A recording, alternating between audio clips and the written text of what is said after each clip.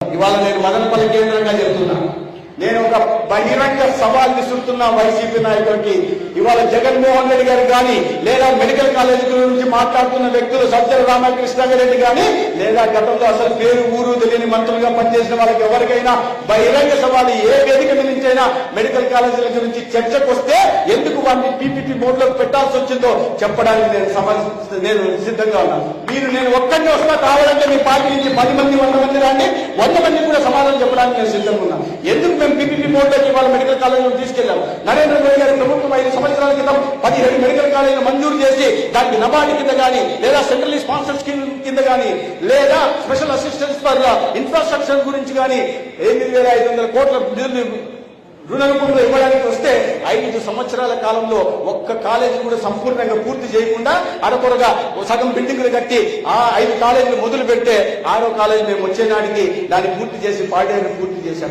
ఇక మిగతా కాలేజీల గురించి మేము వచ్చిన కొత్తల్లో ఈ కాలేజీ ప్రారంభం కోసం ఎన్ఎంసీ నుంచి ఇన్స్పెక్షన్ వచ్చింది, ఢిల్లీ నుంచి. వచ్చిన తర్వాత కాలేజీ చూశారు, చూసి వాళ్ళు రిపోర్ట్ ఇచ్చారు.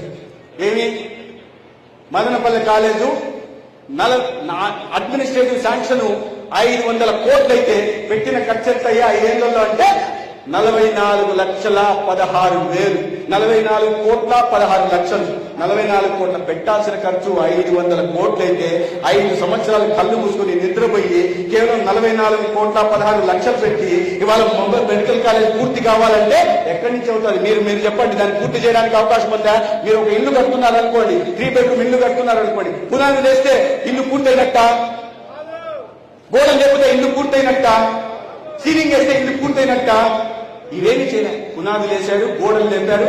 ఒక్క పులివెందుల కాలేజీ మాత్రమే 500 కోట్లు ఖర్చు పెట్టాల్సి వస్తే 300 కోట్లు ఖర్చు పెట్టుకుని పులివెందుల్లో మంచిగా హాస్పిటల్, మంచిగా కాలేజీ కట్టుకున్నారు. కానీ ఆడపిల్లలు ఉండడానికి, మగపిల్లలు చదువుకునే పిల్లలు ఉండడానికి హాస్టళ్లను పూర్తి చేయరా.